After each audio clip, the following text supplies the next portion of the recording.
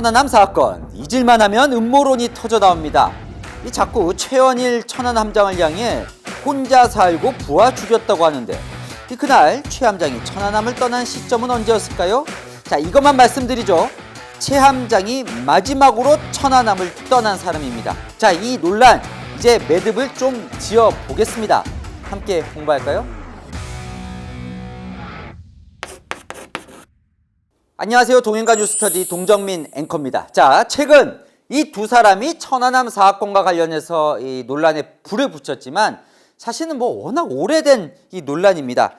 자, 논란은 크게 두 가지죠. 첫 번째, 천안함은 북한 소행이 확실한가? 자, 한쪽에서는 북한 소행으로 그냥 몰아간 거다 이런 식으로 얘기를 하고 있고, 또 한쪽에서 특히 민주당을 향해서 너희들은 왜 북한 소행이라고 명확하게 말을 하지 않고 정부의 발표를 믿는다, 신뢰한다 이렇게 두루뭉실하게 넘어가느냐, 이걸 인정하지 않으려는 것 아니냐라는 논란. 두 번째, 천안함 함장이 정말 부하들을 버리고 도망간 거냐, 부하들의 죽음에 천안함 함장의 책임이 있느냐, 이 논란 계속 이어지고 있습니다. 자, 이 논란과 관련해서요, 이미 당시 13년 전에 정부는요 무려 300페이지 보고서를 냅니다. 천안함 피격 사건의 진실 조사와 관련해서요. 이 내용 제가 300페이지 다 읽어봤습니다. 자, 오늘 살펴볼 논란은, 그 정답을 찾아갈 그 논란은 바로 이 논란입니다.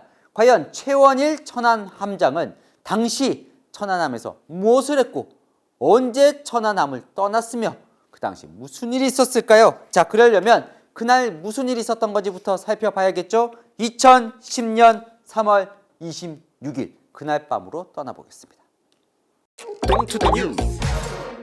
네, 이 천안함은요 해군 2함대 소속입니다. 경기도 평택에 사령부가 있어요. 여기 소속의 포항급 초계함. 초계함이 뭐냐면요, 이 연안에 경계하는, 주로 경계를 하는 함이에요. 함정이에요. 자, 이 천안함은 1989년, 그러니까 지금 한진중공업이 만들어서 해군에 줬고, 해군이 인수를 해서 그러니까 21년간 운항을 하는 그런 이제 초계함입니다. 총 104명이 타고 있었죠. 21년간 바다를 누비던 이 천안함은요 3월 16일 사령부가 있는 평택 해군 2함대 사령부에서 출발합니다. 자, 와서 백령도에 옵니다. 자, 여기 이제 NLL이에요. 북방한계선 LLL. 그러니까 여기는 남한, 여기는 북한. 그러니까 여기가 늘 이제 아주 긴장감이 넘치는 곳이죠. 자, 여기 이제 백령도에 있다가, 자, 3월 25일, 그러니까 하루 전에 서해에 풍랑주의보가 발효가 됩니다. 파도가 아주 높게 쳐요. 그래서 잠시 여기 대청도로 이렇게 내려와 있습니다. 안전한 곳으로 피해 있다가요. 3월 26일 이제 좀 안정이 되니까 6시에 자, 그날 무슨 일이 있었는지 시간대별로 제가 설명을 해드리겠습니다. 3월 26일 날 다시 복귀를 합니다. 백령도 옆에 음영구역이라는 곳이 있어요. 음영구역이라는 건 뭐냐면 위에서 봤을 때 잘 안 보이는, 그러니까 적에게 노출이 잘 되지 않는 이 음영구역에 이 천안함이 이제 정박을 합니다. 이제 경계를 서기 위해서죠. 북한에 대해서. 자, 8시 30분부터 그날 8시 30분부터 이제 경비를 시작을 하는데 아주 평온해요. 평온합니다. 그래서 오후 8시에 이제 근무를 교대합니다. 자, 그러니까 이제 밤에 계속 경계를 늦출 수는 없잖아요. 24시간 경계를 서야 하니까. 그래서 이게 이제 천안함 당시 모습인데, 요게 104명이 있었다고 말씀드렸잖아요. 그 중에서 29명이 이제 근무를 서고요. 밤이 됐으니까. 나머지는 내려가서 뭐 식당에서 밥도 먹고, 뭐 어떤 사람은 침실에서 잠도 자고 하는 아주 평온한 오후 8시입니다. 상황이에요. 자, 최원일 함장은요, 이 밤 야간 근무 전에 이렇게 함 내부를 다 순찰한 다음에 9시 5분경에 이 함장실로 들어옵니다. 함장실로 들어와서 컴퓨터를 봐요. 무슨 시스템이 있대요. 해군 지휘 통제 시스템. 컴퓨터 이제 프로그램인 거죠. 그걸 통해서 지금 해군들이 어떤 작전을 하고 있는지 이제 점검을 하고 뭐 이메일도 보고 하는 그런 상황이었습니다. 그런데 일이 벌어집니다. 바로 9시 22분 꽝 하는 충격과 함께 최원일 함장은 정신을 잃습니다. 자, 생존자 58명의 진술에 따르면 이 9시 22분 무슨 일이 있었냐? 자, 모르는 거예요. 지금 평온하게 지금 뭐 누구는 근무를 서고 있지만 누구는 이제 잠을 자고 있고 밥도 먹고 있고 이런 상황이에요. 후미, 그러니까 이 천안함의 뒤쪽에 꽝 충격과 함께 꽝 소리를 들었고 정전이 됐어요. 그러니까 불이 꺼지고 동시에 배가 갑자기 우현 오른쪽으로 이렇게 쏙 넘어가는 거예요. 자, 그래서 정신을 잃은 거였어요. 그러니까 함장실에 책장이 이게 배가 이렇게 넘어가면서 넘어온 거예요. 그래서 거기 안에 있던 책과 집기류가 쏟아지면서 거기에 맞은 최원희 함장이 정신을 잃은 거죠. 본인은 기억상 한 1, 2분 정도 기억을 잃었다고 합니다. 자, 마침 함장실 바로 앞이 통신실이에요. 그러니까 여기저기 이제 곳에 통신하는 곳이죠. 거기에 통신장인 허순행 상사가 허겁지겁 밖으로 나옵니다. 근데 바로 앞이 함장실이잖아요. 혹시나 해서 문을 두드려요. 함장님 계십니까? 괜찮으십니까? 자, 기억을 잃고 있던 최원일 함장이 정신을 차립니다. 그런데 문이 안 열려요. 네, 이 충돌과 함께 문이 잠겨버린 거예요. 그래서 대원들이 와서 이 CO2 소화기로 문을 막 때립니다. 문을 부셔요. 문이 열립니다. 하지만 문이 그 앞에 엉망진창이 돼서 최원일 함장이 문으로 나올 수가 없는 상황이에요. 자, 그래서요 그 위에서 이 호스를 이렇게 내려보내서 최원일 함장 몸에 이 호스를 감고 위에서 대원들이 끌어올립니다. 자, 끌어올리면서 최원일 함장은 뭐라고 외쳤을까요? 여러분은 지금 함장이에요. 이제 지금 사고가 난 걸 알았어요. 본인이 이제 구출됩니다. 뭐라고 외칠 것 같으십니까? 당연히 보고해! 함대에 보고해! 군대는 보고가 생명이잖아요. 보고해! 라고 외쳤고 대원들은 이미 보고를 했습니다. 구조 요청도 했습니다. 라는 이야기를 최원일 함장이 듣게 됩니다. 권칠성 대변인은 이렇게 얘기를 했습니다. 천안함 함장은 무슨 낯짝으로 부하를 다 죽이고 어이가 없다. 원래 함장은 배에서 내리면 안 된다. 나중에 이 발언에 대해서 결국 최원일 함장에게 사과는 했지만 어쨌든 배에서 내리면 안 된다. 자, 최원일 함장은 그럼 그때 천안함 침몰 당시에 무엇을 하고 있을까요? 아까 최원일 함장 대원들이 끌어올렸습니다. 그래서 최원일 함장 갑판 위에 올라왔어요. 뒤를 돌아봅니다. 자, 제가 이 모형입니다. 천안함 모형. 실제로 저희 제작진이 조립한 모형. 여기 갑판에 올라왔어요. 함수 요 앞쪽으로 올라왔습니다. 최원일 함장이 뒤를 돌아봐요. 없어요. 뒷부분이 안 보입니다. 없어요. 안 보여요. 그리고 이 배 앞부분은 이렇게 우쪽으로 넘어가 있습니다. 아까 말씀드렸죠? 우연으로 이제 우쪽으로 넘어갔다고요. 그래서요. 여기 천안함 제일 위에 있는 걸 이 마스트라고 부른대요. 장병들은 호박통이라고 부른다는데 이 마스트가 당연히 제일 위에 있어야 되잖아요. 그런데 이렇게 누워 있습니다. 옆에 있어요. 그만큼 거의 앞부분도 넘어가고 뒤는 없는 상황. 그 갑판 위에 생존 장병 20여 명이 있는 걸 본 최원일 함장은 그때부터 지시를 내리기 시작합니다. 뭐라고 지시 내렸느냐? 여러분이면 뭐라고 지시 내리겠어요? 자, 가장 먼저 일단 본인처럼 지금 배 안에 갇혀있는 승조원들이 있잖아요. 왜?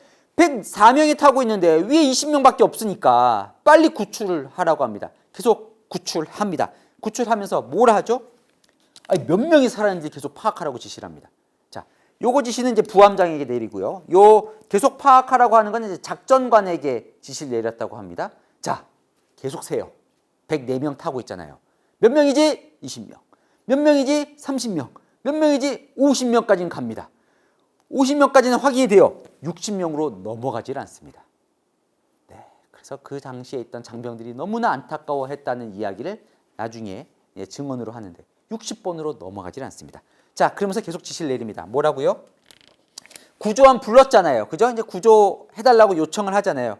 그러면 최원일 함장은 어디로 내리면 제일 안전한가? 요거를 계속 확인하라고 합니다. 내릴 곳을 확인하라. 이때 파도가 참 많이 치고 있을 때였으니까요. 그리고는 이런 지시를 합니다.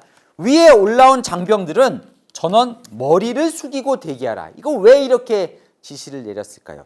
최원일 함장은요, 사고가 났을 그 당시부터 이건 적의 공격이다라고 생각을 했다는 거예요. 북한이 어뢰를 쏴서 그거에 따라 지금 침몰이 되고 있는 거다.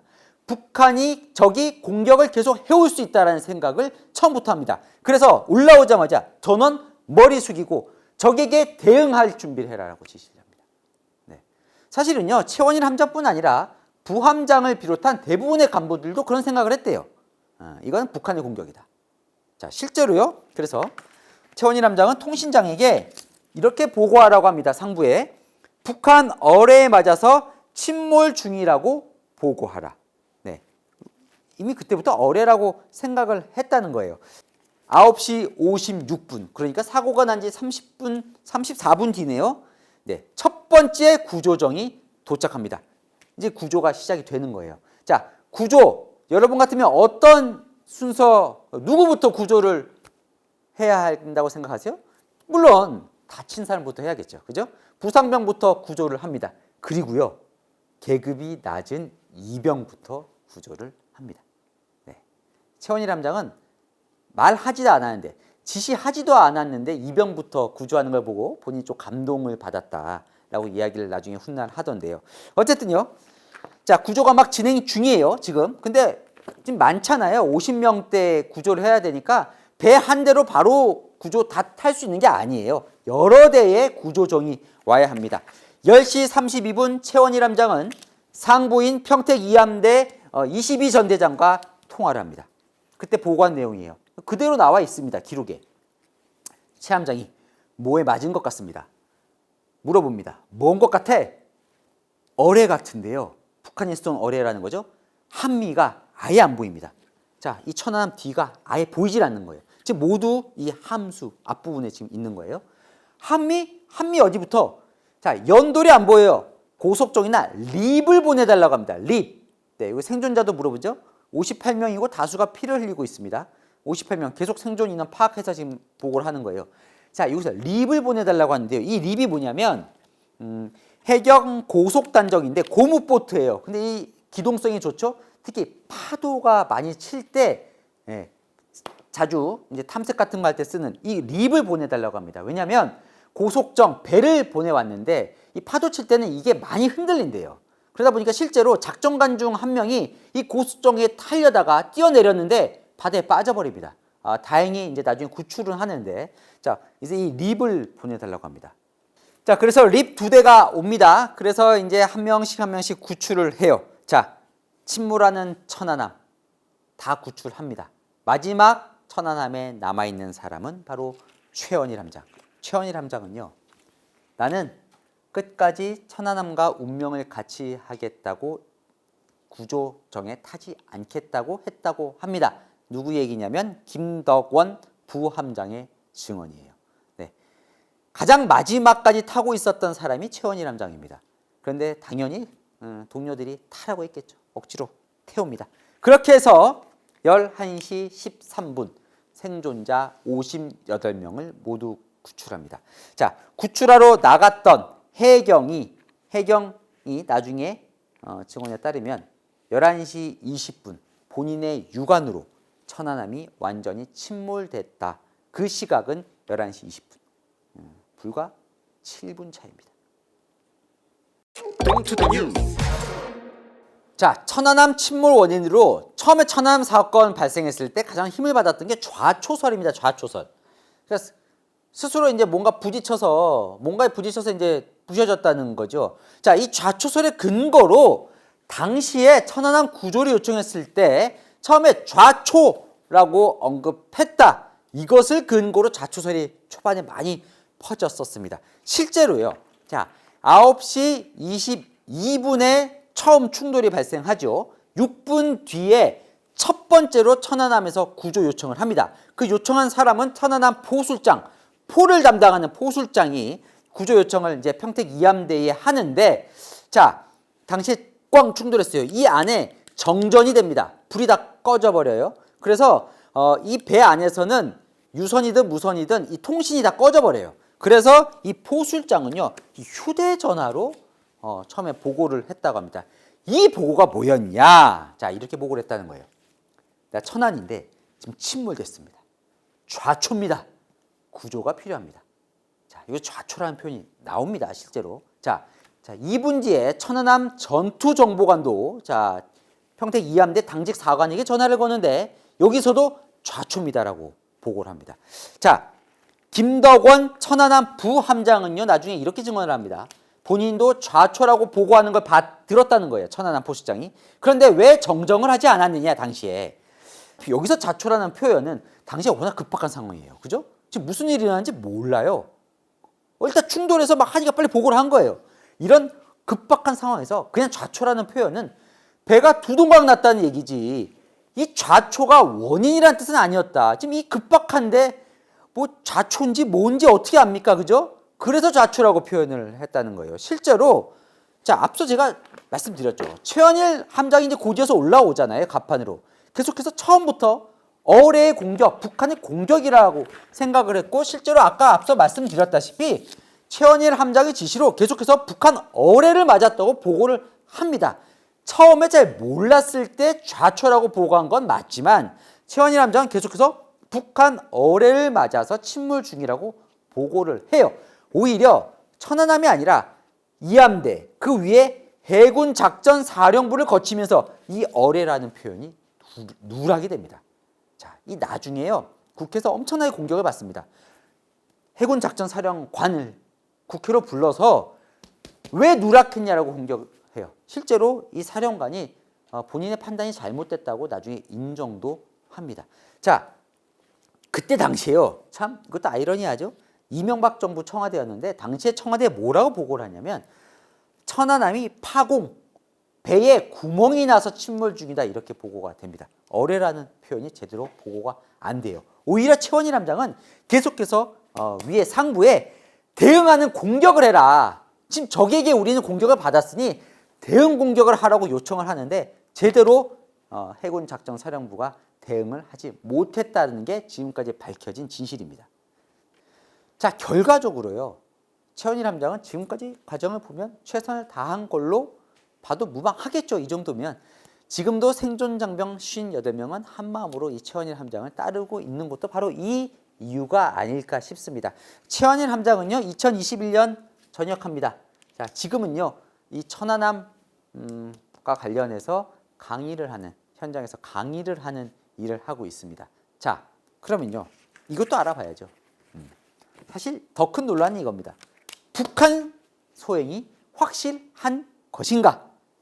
네, 뭐 좌초설이든 뭐 각종 음모론들이 많고 지금도 뭐 자폭설까지 나오는 상황이니까요. 그래서 제가 또 봤죠.